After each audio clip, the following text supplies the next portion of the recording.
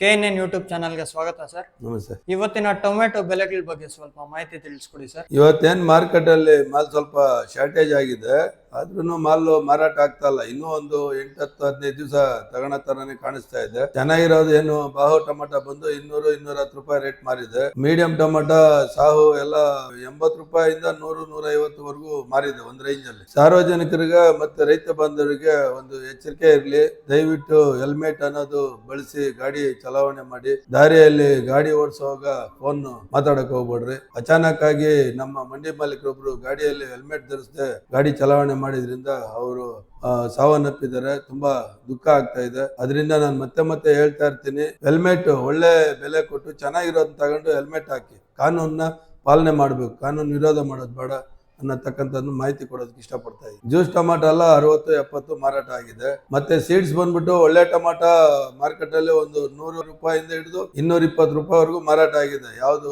Yogi 35 ಅಂತದಲ್ಲ, ಬೇರೆದೆಲ್ಲ juice tomato ಎಲ್ಲ 80 ರೂಪಾಯಿ ಆಗಿದೆ.